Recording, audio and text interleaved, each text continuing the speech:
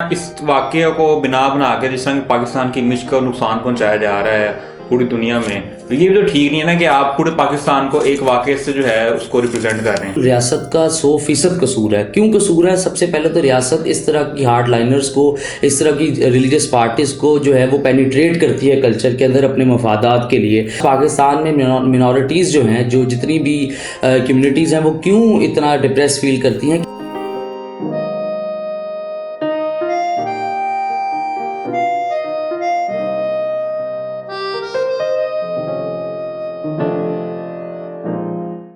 یار یہ سیالکوٹ میں جو سری لنکن نیشنل پرینتا کمارا کا قتل کیا، تو لوگ اب یہ کہہ رہے ہیں جی کہ موب کلچر جو ہے پاکستان کی سوسائٹی کا حصہ بن گیا ہے، کہیں پہ بھی کوئی جتھا جو ہے مل کے کسی بھی بندے کو مار دیتا ہے۔ تو میرا نہیں خیال کہ پاکستانی سوسائٹی کا کلچر ہے یا پاکستانی سوسائٹی کو ریپرزینٹ کرتا ہے۔ ایک آدھا واقعہ یہ تو ہو ہی جاتے ہیں اس طرح کے واقعات۔ یار دیکھو، موب کلچر کے بہت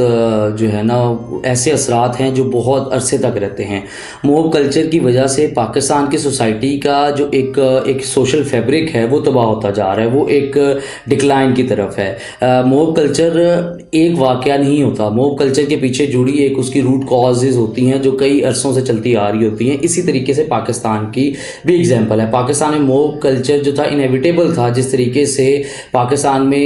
انتہا پسندی بڑھ رہی تھی۔ موب کلچر ہوتا کیوں ہے؟ اور جب ایک دفعہ اس طرح کا یہ موب لنچنگ کا واقعہ ہو گیا اور اس کی نارملائزیشن جیسے تم نے کی کہ یار ہو گیا ہے، پاکستان کا کلچر نہیں ہے، یہ نارملائزیشن جو ہے یہ پاکستان میں نارملائز کر دے گی لنچنگ کو۔ اس میں اس لنچنگ کو جب نارملائز کر دیا جائے گا تو وائلنس کو، تشدد کو جو ہے وہ نارمل کیا جائے گا، یار ایک واقعہ ہو گیا، اس سے کیا نقصان ہے۔ دوسرا اس کی وجہ آئے گی کہ ایک سینس آف امپیونٹی آ جائے گی، جس کو ہم کہتے ہیں کہ استثنا آ جائے گا۔ جو موب ہوگا وہ اپنے آپ کو ایک جتھے کا حصہ سمجھے گا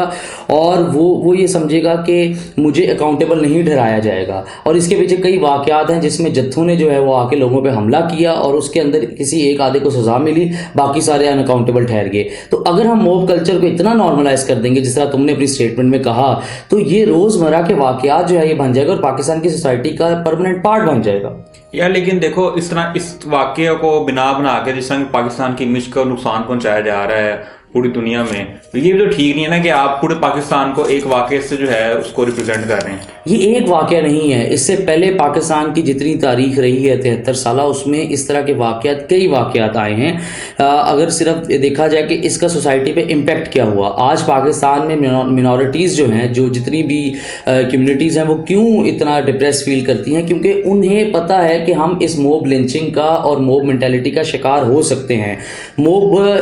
لنچنگ اگر ایگزیکیوٹ نہ بھی ہو تو جو منورٹیز ہیں ان کو اس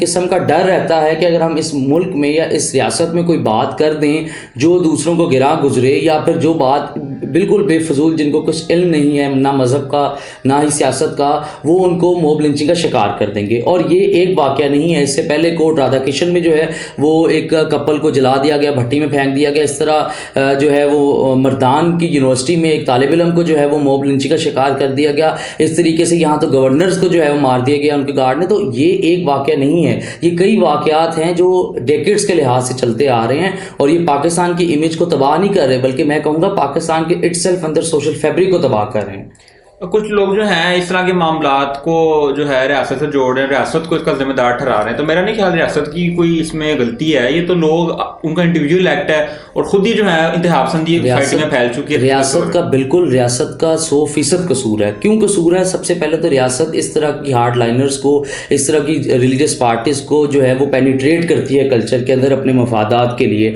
پھر ریاست جو ہے وہ رول آف لا نام کی چیز کو جو ہے وہ بالکل پارٹ کر دیتی ہے۔ پھر اس کے وجہ سے جو ہے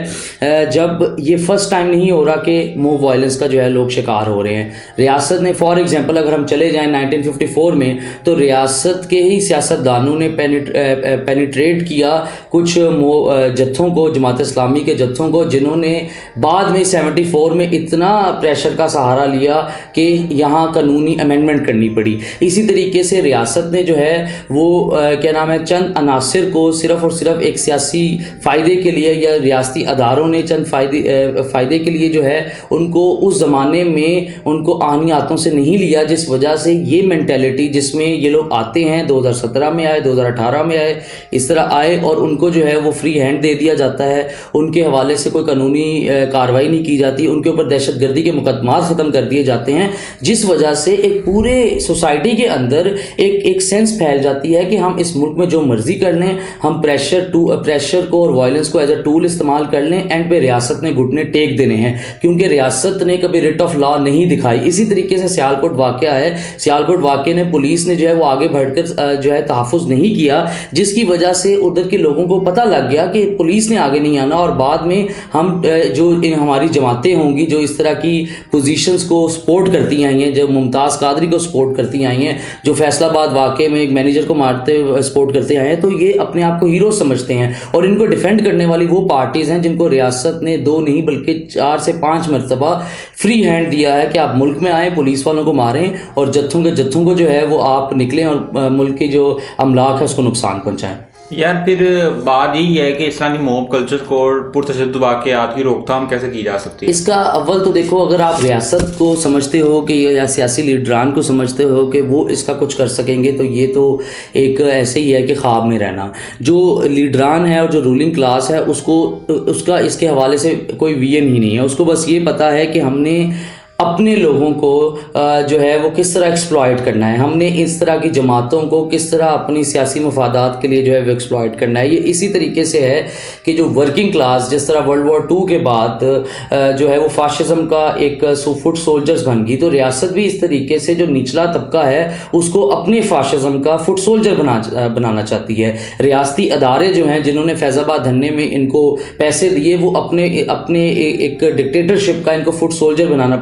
چاہتی ہے، اس وجہ سے ان کے خلاف کوئی بھی قانونی کارروائی نہیں کرے گی۔ ہاں، اگر آپ اس کو یہ کہیں کہ کس طریقے سے یہ کلچر ختم ہوگا، تو اس کلچر کو ختم کرنے کے لیے سب سے پہلے تو ٹالرنٹ بیہیویئر ڈالنا پڑے گا، اس کے بعد آپ کو اپنے کریکولم کو جو ہے وہ ریوزٹ کرنا پڑے گا، اور سب سے ضروری آپ کو ریاست کو یہ میک شور کرنا پڑے گا کہ ریٹ آف دا لا لوگوں کے ذہن میں ہو، کہ اگر ہم کسی کو بھی انتہا پسندی کا نشانہ بنائیں گے یا ملک کے قانون کو ہاتھ میں لیں گے، تو ریاست اس سے جو ہے وہ اچھے طریقے سے پیش آئے گی، ریاست اس کو جو ہے وہ قانونی دائرے میں لے کے آئے گی۔ اور سب سے ضروری ہے کہ ہم اسلام کے ان اصولوں پہ عمل کریں جو نبی پاک نے ہمیں دی ہیں، جو کمپیشن کا، جو محبت کا، اور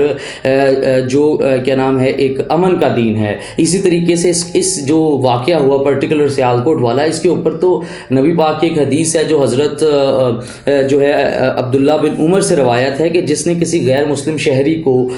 قتل کیا وہ جنت کی خوشبو کا حقدار نہیں، اور آگے یہ بھی کہا کہ جنت کی خوشبو کا جو ہے وہ 40 برس تک کی مسافت طے کرتی ہے۔ تو ان لوگوں کو پتہ ہونا چاہیے کہ جو ایک جھوٹے توہین کے نام پہ جو ہے وہ کسی غیر مسلم کو یا کسی مسلمان کو قتل کر دیتے ہیں، انہیں پتہ ہونا چاہیے کہ وہ ہرگز کسی بھی نبی پاک نے جو جنت کی بشارت دی ہے اس کے حقدار نہیں ہیں۔